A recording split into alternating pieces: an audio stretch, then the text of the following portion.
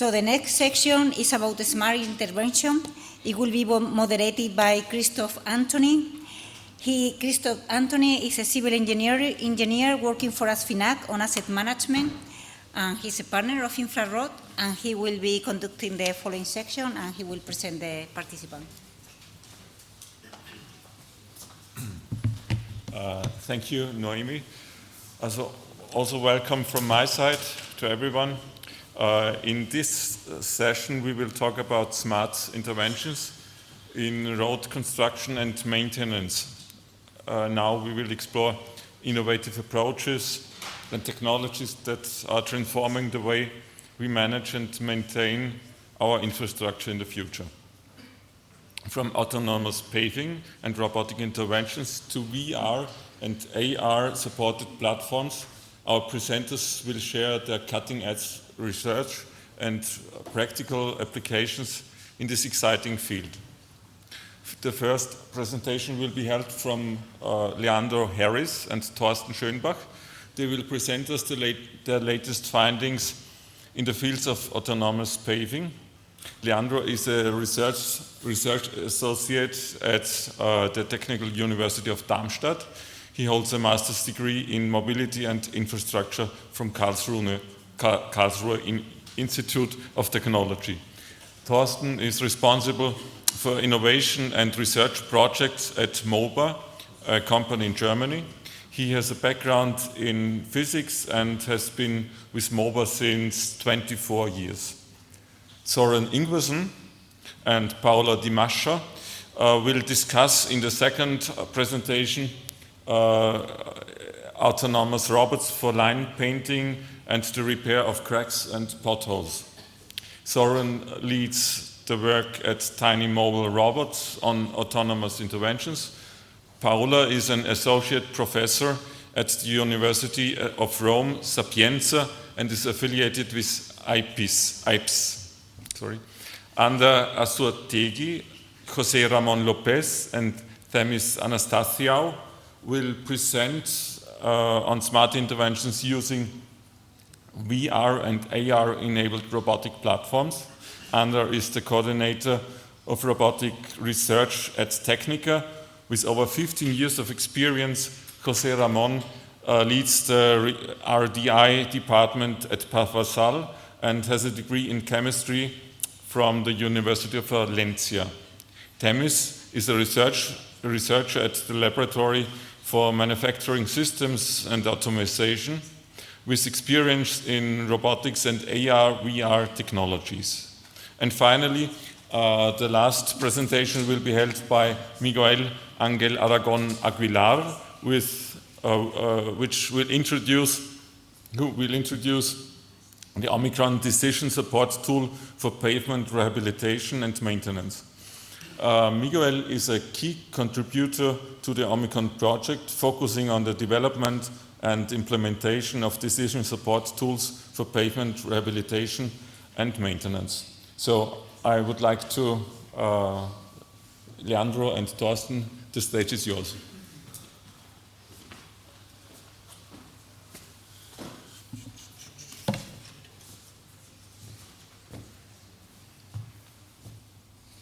All right, thank you very much. Since time is very tight, I will get right into it. So what you can see in the top left here is an ABG paver. This is the paver that has also been used within the research project. And if you work on a paver as an operator, you have to deal with multiple tasks. Some of them are layer thickness control, screed extension control, and truck steering. These tasks, they have been autonomized by MOBA, and Thorsten will talk about this in a second. But we also need to talk about the control of the pre-compaction units. This is a very important task when we speak about the quality of the asphalt layer. A survey we have performed revealed that almost 90% of the screed operators, they set up the screed according to experience values. And since not all operators are super well trained, this is in practical paving a real issue. For that reason, we as Technical University of Darmstadt came up with a research program to analyze the pre-compaction process in detail. The program is founded on 3 basic steps, starting with laboratory tests on the hot mix asphalt with the aim, for example, to evaluate the influence of temperature. The second step are field trials we have performed, where we took drill cores with the aim to characterize paving quality parameters. The last step is a simulative approach with the discrete element method to get a deep understanding of material movement and force distribution.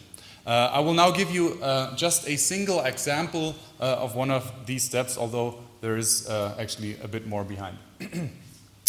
Starting with the laboratory program on the hot mix asphalt, you can see a shear frame device here, and with that device we were able to demonstrate the phenomena of delatency.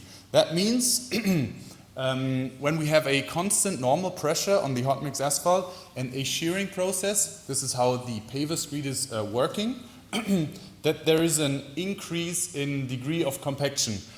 No matter which material we tested, we could see that phenomena, which was very interesting for us to see. Coming to the field trials, we took drill cores and analyzed them with a cross-section with methods of asphalt petrology. And then we developed an algorithm that is able to tell how homogeneous the vertical void distribution within the specimen is. And you can see the results here on the right. And independent of the setting of the screed itself, the homogeneity on the pre-compacted side is generally very high. So that was very nice to see that the screed is delivering a very homogeneous layer. So good quality. But if we look at the roller compacted specimen, there's a lot of scattering going on. Generally, the homogeneity is much lower. So this opens up doors for further research. Lastly, just an example for the simulative approach. This is actually a coupled simulation, not only discrete element, but also multi-body dynamics for the complex movement of the screed. And here you can see some results. First of all, the particle stream. There you can see that the main flow of the particles comes from within the asphalt heap in front of the screed, but there's a secondary flow that is moving upwards, and there is an accumulation of, indicated by the red particles here, an accumulation of particles during the paving process, which can be a problem for practical paving. Lastly, we have the high impact zones of the temper. This is one of the compaction units. There you can clearly see that the temper is working on a very small area on the chamfer. And this is when we speak about wear patterns, etc. This has to be considered, and there might be some room for optimization regarding the geometry of the temper itself. All right, with that being said, I'd like to leave the floor to Thorsten now. Thank you. Hello all together. I want to talk about 2 topics from an autonomous paving process on a highway construction site. There are many important tasks, but we have very limited time, so that I give you a short overview of steering a paver and leveling a user face. Steering is a standard task for autonomous mobile machines. But the paver, there is an additional topic. The working device, the vario screed, is independent from the main machine. This means you have 2 tasks to control. By the final demonstration, we decided to use the edge tracker from MOBA for paver steering. By the demonstration in Austria, the paver works without manual steering. An edge tracker was installed on the front on the right-hand side of the paver. The edge of the first lane consists of a concrete border with wooden formwork. You see it on the left. The second edge was the edge of the first lane on the right side. The second part of steering is to control the screed by a paver. Here you must look at both sides of the paver. In Austria, we control the right side with an edge tracker, and the left side was a line on the pavement straight. This was detected with a line tracker. The line tracker is an intelligent camera with line detection algorithm and it can open output. The deviation from all systems are in a range of plus minus 2 centimeters. You can see in the diagram that the precision of the sensor is in the range of millimeters, but the accuracy of the overall system increases. The reason for this is that the reference itself and the environment influences the system. But not only steering is necessary for autonomous work, leveling is at least as important as steering. It can show this clearly by looking at the costs. If you install the wrong thickness, you may use too much material and end up paying a lot more money. One problem of standard leveling method is you have obstacles in the reference, and for good results you must ignore this. The first solution is a new superski from MOBA. The leveling device ignores obstacles so that no action from personnel is necessary. If you work for a long time, it is possible the layer thickness will change by different conditions. The staff monitor the layer thickness and adjust the set point from the leveling system. The advanced leveling system offers the possibility to control the layer thickness or overbuilding by lane to lane called joint match. With the system, no personnel are required to check the thickness and you can autonomously work for a long time or a long section. The control range over 100 meters is plus minus 1 centimeter and the precision of the measurement is better than 2 millimeters. This was a brief look at the implementation and application of the autonomous functions in the road construction. I think the first step have taken, but there are still some problems that we solve. Thank you.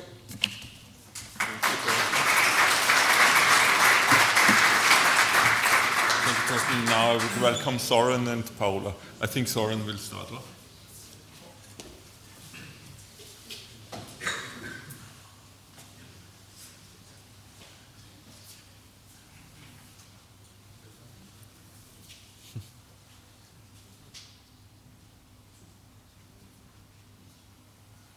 Yes, hello everyone. My name is Søren and I'm a mechanical engineer at the company Tiny Mobile Robots. We are a Danish company specializing in outdoor mobile robots and especially using those in the line marking application. So what I will go through today is our task in the InfraROB project. So first of all I'll just describe briefly the objectives of the project. Then I will show you the overview of the line marking robot that we developed in this project. Then I'll show you an overview of the test site where we did the final demonstration, which I will also show. And then lastly I'll do a conclusion. So what did we have to do in the InfraROB project? That was to show that our line marking robot could both mark solid and dashed lines.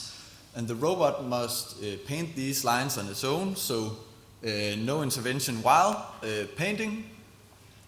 And the accuracy of the painting must be within 1 centimeter. So this is actually quite accurate. And the robot must operate safely at all times. So what we developed was this line marking robot.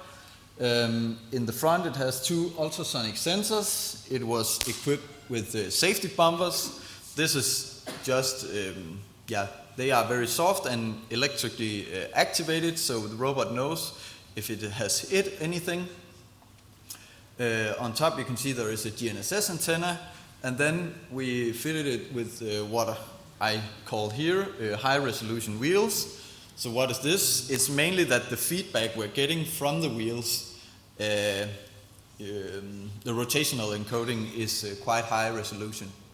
And this is important as inside, you cannot see this, is a electronics box where all of the electronics fitted to drive the wheels and taking all the inputs from the wheels and the ultrasonic sensors and the GNSS antenna is fitted And yeah, the main positioning technology is RTK GNSS, and inside is an extensive positioning algorithm which has been improved significantly during this project.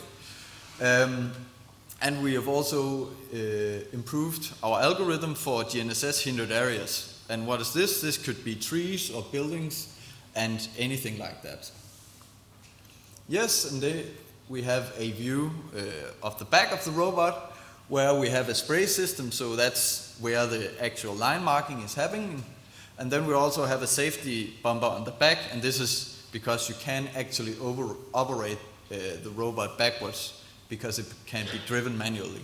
And then we have the 20-liter paint canister. So where did we test this robot? We did it on a highway in Denmark, on the E45 motorway, on an actual active construction site. So that's what I've marked with green. And then the red part is showing where the road is. And that's a part which is going to be a new exit from this motorway. So as you can see, it's an active test site. So yeah, there are all sorts of rollers and cranes, and there were also personnel at the site at the time of testing. So this is quite representative of how it would be used in the real world. Then also, now we have a robot and we have a test site, but we also need to get the robot to the test site. And that's one of the cool things with this kind of size of robot, is that it's fitted into a normal size car. So you could just put on a ramp, and then you would just manually push the robot inside the car.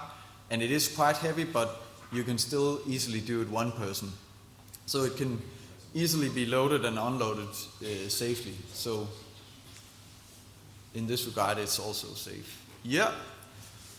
And then, as we've been talking about, is also user friendliness. And for the robot, that's controlled via this tablet.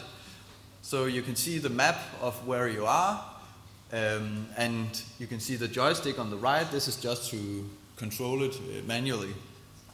And then, before going to the test site, you need to generate DXF files of where the robot is painting, and then you load this into the tablet using this USB stick. The DXF files can be generated manually from a drawing, if you have a working drawing of the actual line marking, or from a 3D model. And then you just need to select the correct coordinate system. So if you're in Denmark, we have a specific coordinate system for that. Yes, and then it's just a video of the robot actually doing the line marking. And as you can see here, it's just going fully autonomously. Yeah. Yes, so in this case, it's a line width of 10 centimeters. This is not necessarily fixed, but that just depends on what is required for the road. And we can, without any problems, do dashed and solid lines depending on what is required from the user. This is no problem.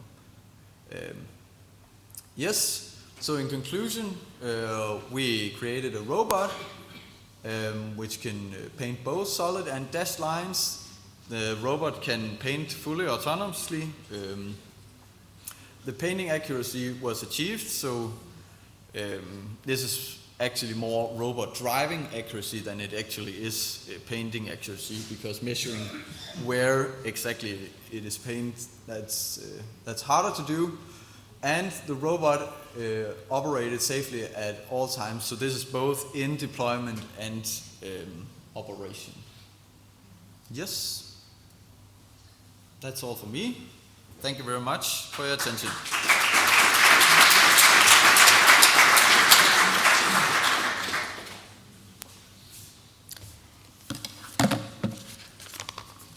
Good afternoon, everyone. I present a small robot to repair road potholes. And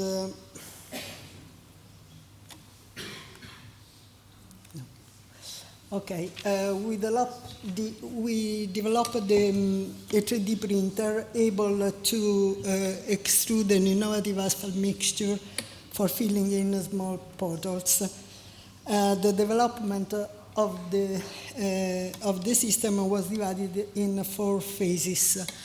The definition of the constraint due to the robot, the study of the repairing mixture, the design and construction of a 3D printer, and finally the integration of the system with an autonomous carrier provided by tiny mobile robot.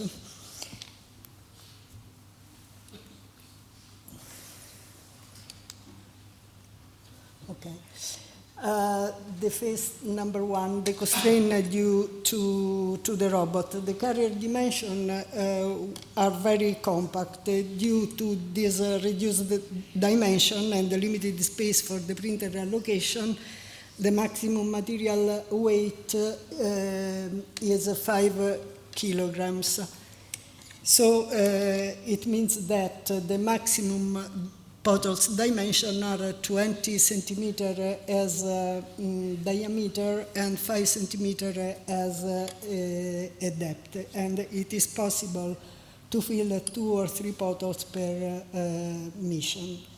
The study of the repairing mixture. We study different mixtures, and at the end, we focalized only on cold mix asphalt, and we studied 3 different types of cold mix asphalt. The traditional one, the cold mix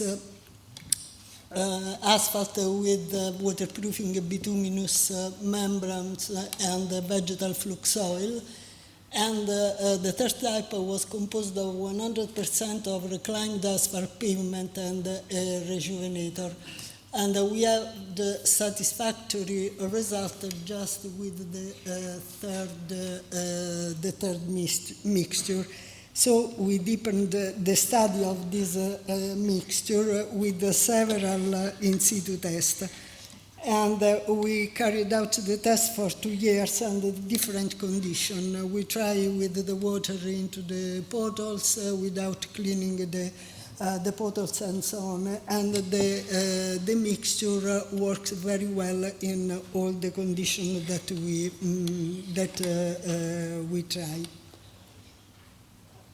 This is the 3D printer that we developed. It is composed of a tank for the material to be extruded, an horizontal coglia to extrude the material. The coglia can move along 2 movement axes, Y and X. And we tested the printer with the mixture that I described in the previous slides.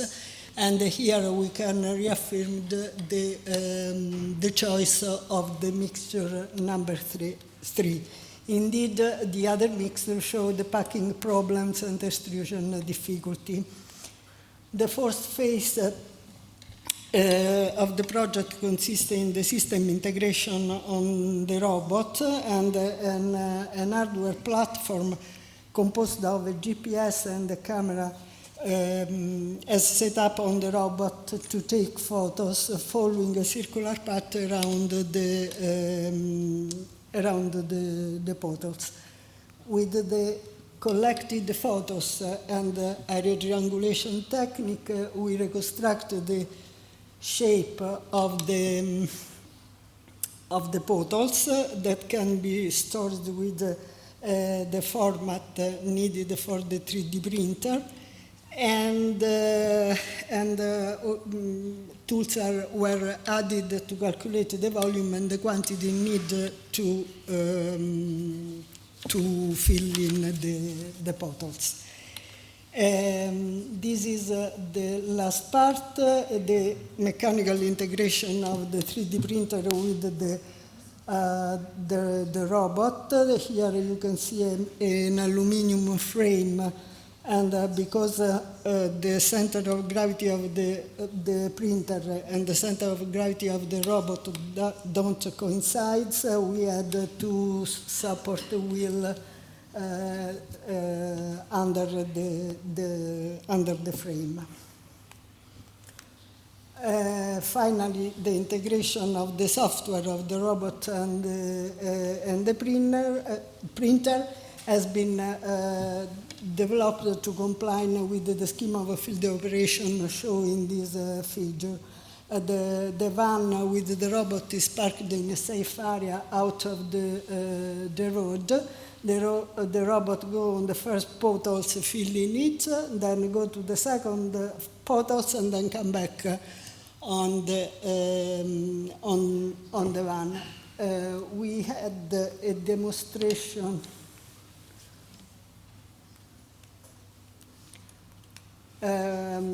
Okay, this is the 3 deliverables that we did with the description of the work. And finally, we had a demonstration on an Italian motorway, and we have a 2 minutes video that I can show. I saw during the lunchtime another video about another robot repairing mixture, so I'm ready for discussing about it. The roadway, the motorway is 100 kilometers east to Rome, near the Adriatic Sea. Here you can see the arrival of the van with the robot. We are less smart than Soren because we don't have the ramp. However, the robot was downloaded and prepared and initialized to monitor the potholes. So the robot goes, this is the camera to collect the photo, the video. Then the robot goes on the first potholes, store the coordination, and leave a target. So after with the software, the potholes can be reconstructed, compared the measure, the known measure of the target with the measure of the potholes. This is the mixture I described before. It has 72 hours of workability, so can be prepared in the lab and then carried to the site. Here you can see the filling of the first pothole. The robot go on the second pothole, and here you can see the compacting of the mixture with the escort vehicle. The road can be immediately reopened to the traffic because it's the traffic that completes the compaction. This is all. Okay, sorry.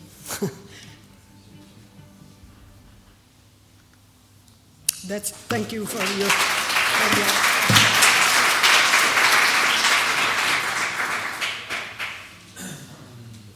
So please, the next speakers, Ander and José Ramón and Tamith, I think.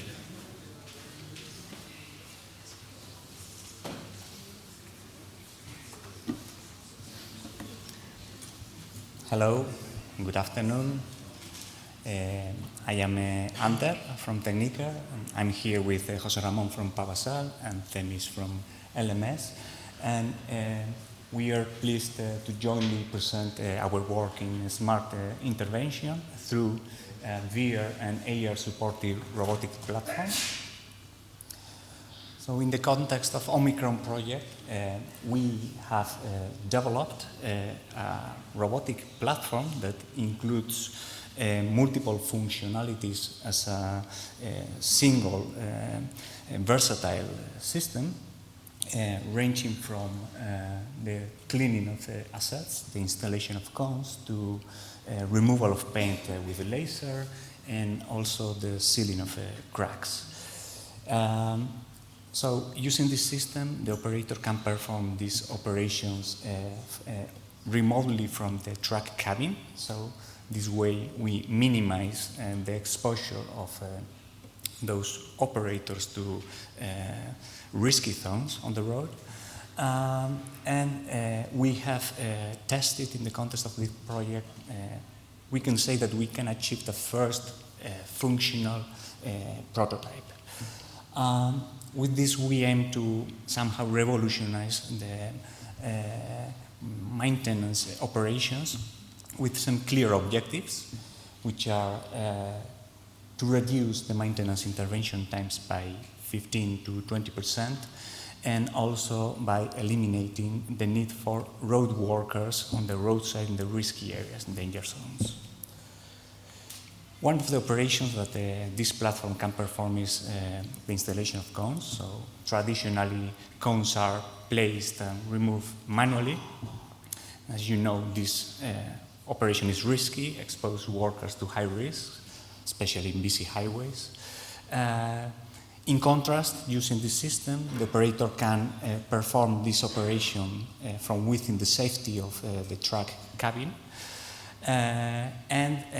Well, during the test that we have performed, we achieved a 100% reduction in intervention time, and we eliminated the need for road workers on the hazardous zones. Another operation that the system can perform is the cleaning of signals. You know that dirty highway signs significantly impact the visibility, so this raises the risk for road users. And by using this system, we are able, an operator is able again from the truck cabin operating remotely to clean the signals. So this way we also achieve the reduction of personnel in danger zones, and we increase the safety in the roads. Moving to the installation of safety barriers, the system is also able, with some changes in the tool and some configurations, to perform this operation, to help a road worker to perform this operation. This is a kind of operation where road workers need to handle very heavy equipment, and this leads to very physically demanding tasks. So this way, using the robotic system, most of the time this is performed by the robot. So we reduce this physical strain, and also we have reduced by 50% the need of personal exposure in these risky areas. And let's now move on to the installation of temporary signals for roadworks. Again, another very risky operation in which also operators need to handle heavy equipment. In this case, we have automated with this platform the process of handling the most the heaviest elements, working together with the worker, and this way we have reduced this physical strain and reduced also the need for personal exposure. Now I'll give the floor to José Ramón to present two other cases. Good afternoon, everyone. Well, the general objective of this use case was to demonstrate the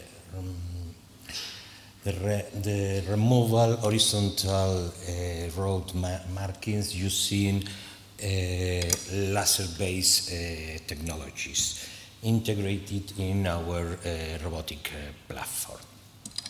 This approach enhanced the safety of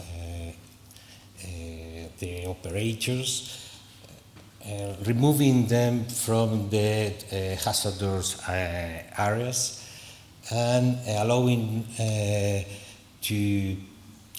supervise all the process from the safety of the truck cabin. At the study we conducted in the laboratory, we found that laser technologies can solve current quality problems like the shadow reflection or the surface degradation. The KPIs for this use case was the reduction of the personal exposure to traffic that we achieved in over 75%, and the lowering of maintenance costs that we didn't achieve with the laser we use in the demonstrator, because a higher power laser we will need it. We didn't have it in the project. The last use case integrated in our robotic platform was focused on the process of crack sealing.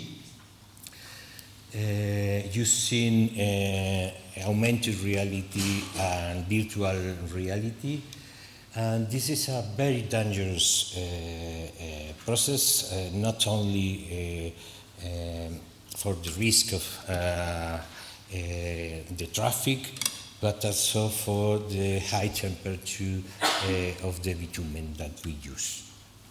That's because it's very important the KPI here of the reduction of the personnel in hazardous areas that we achieve successfully. We demonstrate that only with changing the robot that we use, we can achieve the second KPI of the reduction of maintenance cost. To develop all the use cases, we follow the same process, the same steps. First was the design and development of the hardware architecture. Then we design and manufacture each of the tools for each of the use cases. Then the automatic detection of the different elements like cracks, paint, barriers, and so on. And using artificial intelligence. And in parallel, LMS developed the interfaces to control all the process using augmented reality and virtual reality tools. And finally, we integrated in our robotic platform to carry out the demonstrators. In the following video, you can see these demonstrators in action and explain all the process. In the OMICRON project, we have developed a modular robotic platform capable of performing a variety of road maintenance operations. Some of these operations have been validated and demonstrated on the A1 highway near Florence, Italy. One of the platform's capabilities is cone installation. A custom tool ensures the cones are stored neatly within the container. To handle the cones, we designed a specialized tool that includes a retention mechanism for picking them up, along with a camera to monitor the process. The operator controls and supervises the system from the driver's cabin through an AR interface designed for tablet devices. The system is not only capable of placing cones, but also retrieving them.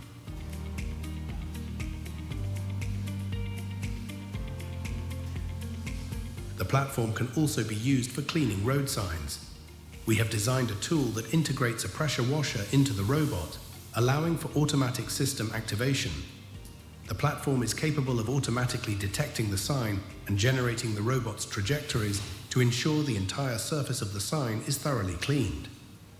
The AR tablet application enables the operator to monitor and control the operation by initializing robot's movements, inspecting the result of the perception system, and perform any required corrections. The platform is also designed to assist in securing safety barriers to pre-installed posts. The robot handles picking up and positioning the safety barrier next to the posts. Its tool includes a joystick, allowing the operator to precisely align the barrier with the posts. To support the in-field operators, we developed another AR application designed for AR glasses. This application allows the operator to designate robot positions and control the robotic tool, while provides instructions with textual information and superimposed animations.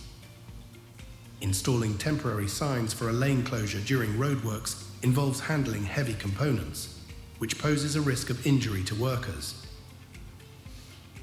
The platform can assist operators by managing the heaviest elements, enhancing safety and reducing the physical strain on the workers. This operation is also supported by the AR glasses application, ensuring proper collaboration between the operator and the robotic platform. The crack sealing operation was validated and demonstrated on the A7 highway in Valencia. The sealing tool integrates several components: a vision system for automatic crack detection, a damping mechanism to adapt to ground irregularities, tubes for blowing cold and hot air, a bituminous mastic dispenser, and an aggregate dispenser. The operator monitors and controls the operation from the robot's cabin using a tablet with an AR interface that guides them through the process. To seal construction cracks, which are typically longitudinal and relatively straight with minor curvatures, the operator marks a point on the crack. The robot then executes the positioning maneuver.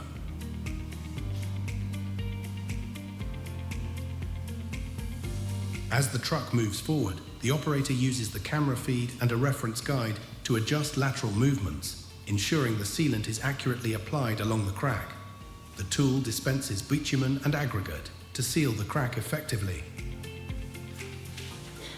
For transverse cracks, the system leverages its vision capabilities to automatically detect the crack and generate the robot's trajectories. An integrated lateral motion axis allows the robot to cover the entire width of a road lane as it moves along the crack.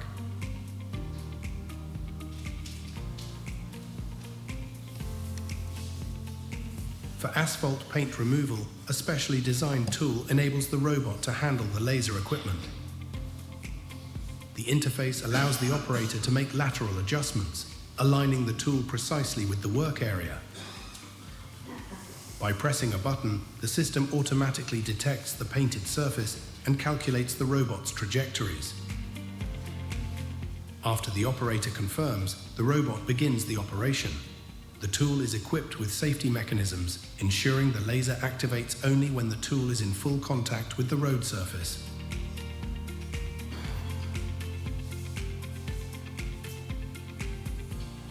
To further explore and enhance operator support capabilities, we also developed a VR teleoperation tool. This application is designed for remote operators, eliminating completely the required in-field personnel. The operator monitors the real environment through live image of cameras and dynamically generated virtual environments. The application provides instructions and virtual assets for the operator to interact with, communicating with the robotic platform. Through the VR interfaces, the operator can also teleoperate the robot using different manual methods. The application was showcased in signal cleaning and crack sealing use cases.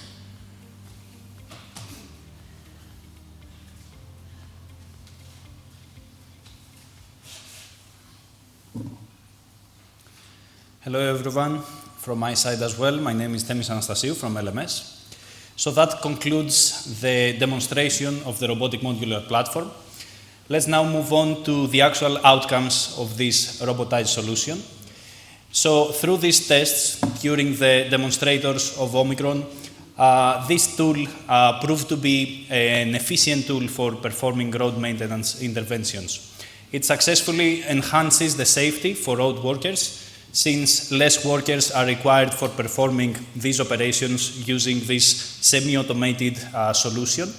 And at the same time, it increases the ergonomics factors, since most of the dangerous tasks and the heavy loads are handled by the robot. Regarding the time efficiency, the robotic modular platform performs better than the current traditional methods in most of these operations. And finally, by integrating the AR and VR applications with the robotic modular platform and using these innovative interfaces and visualizations, every operator can now perform these operations with minimal skills and without any actual knowledge in robotics. So these developments conclude the robotic modular platform as a prototype. If we look into the future and we want to transform this prototype as an actual competitive and industrial application, we have to perform a couple of steps. First of all, we have the certification path. So a risk analysis should be performed on the platform and certify the safety of the road workers. And secondly, and most importantly, we have to customize the robotic platform for a single use case. One of the most major objectives in this project was to develop a multi-purpose tool, a flexible platform that can perform all the 6 different interventions that we have defined. If we want to make an actual competitive application, we have to focus only in one specific use case according to the needs of the construction company or the infrastructure operator, and increase the efficiency even more. So we believe that after these couple of steps, this platform can be an actual competitive and industrial application for construction companies, infrastructure operators, and any other organization. So that concludes our presentation for today. Thank you very much for your time, and should you have any comments or questions, we will be glad to address them.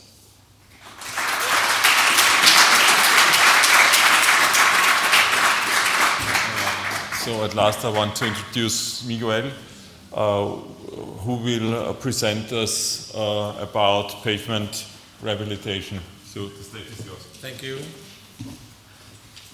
Good afternoon, everyone. Okay, I would like to present our smart solution. At the beginning of the project, we defined several goals to be achieved with the OMICRON project. The first, we wanted to reduce the time of intervention in order to reduce the traffic disruption and increase the safety when you work in rehabilitation and maintenance operations. The second, we wanted to improve our quality control assurance process of itself, but we would like to, or we wanted to improve the decision-making process. And lastly, we like it, or we wanted to manufacture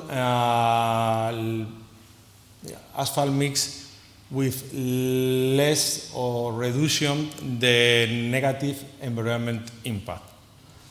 When we finish the project, the KPI defines the success of the project.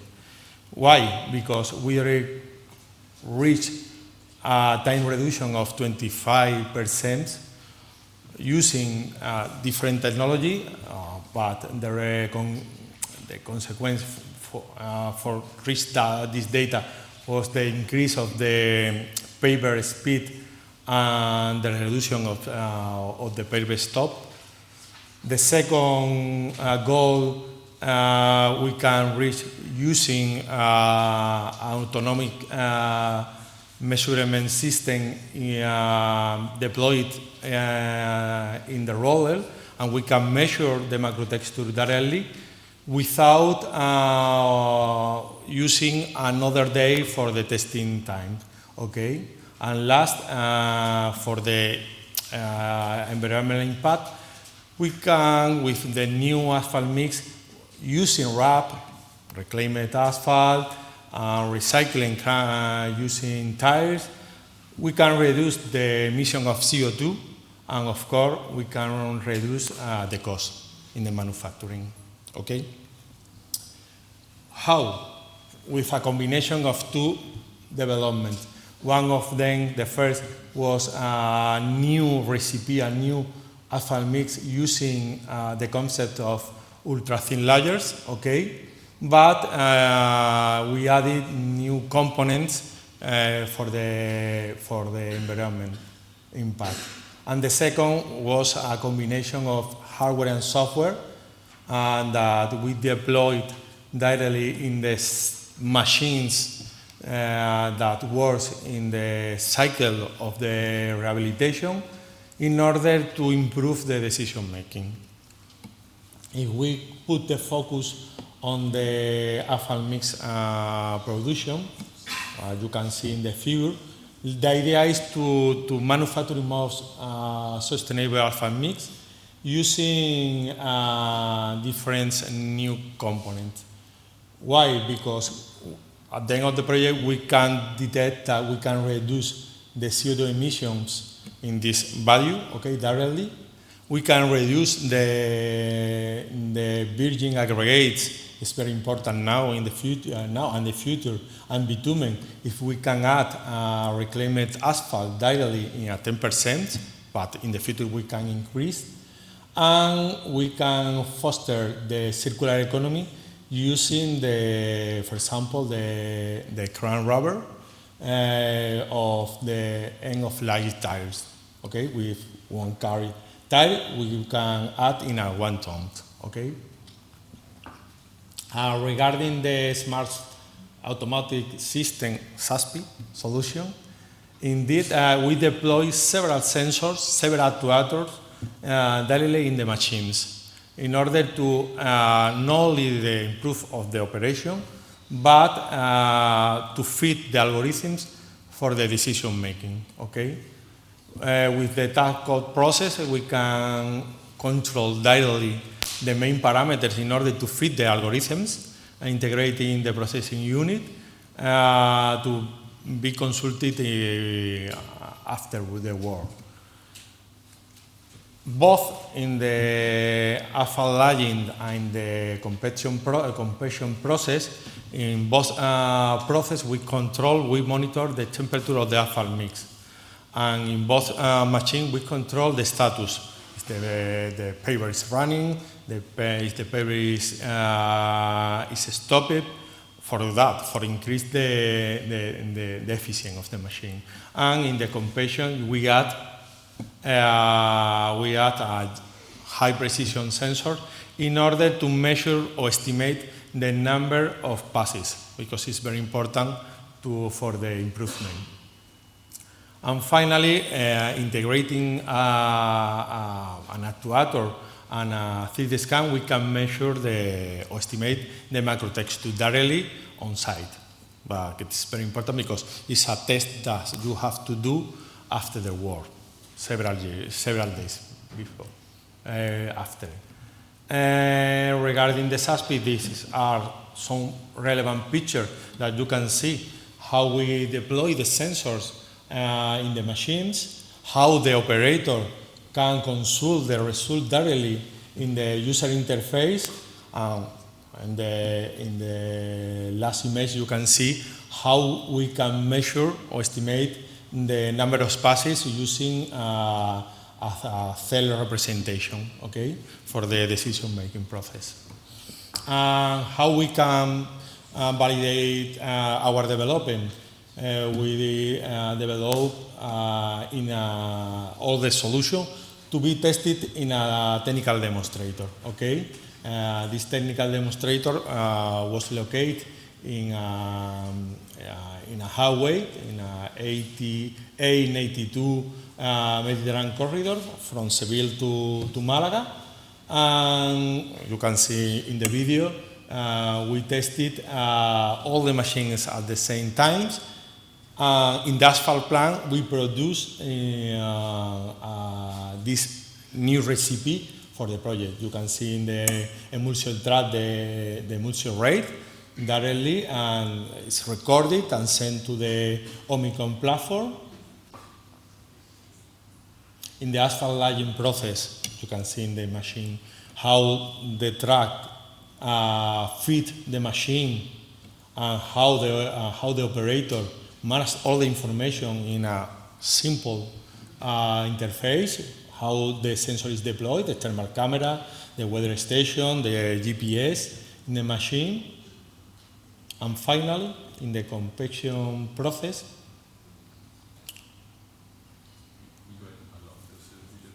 no, don't worry. It's, it's the tempo of the video. And the full compaction process, we have several sensors. One of them is a high precision GPS in order to measure these passes, in order to fit the algorithms and to show this information in the user interface. And this yellow box is the actuator that you can measure directly the macro texture. And this is all from my side. Thank you.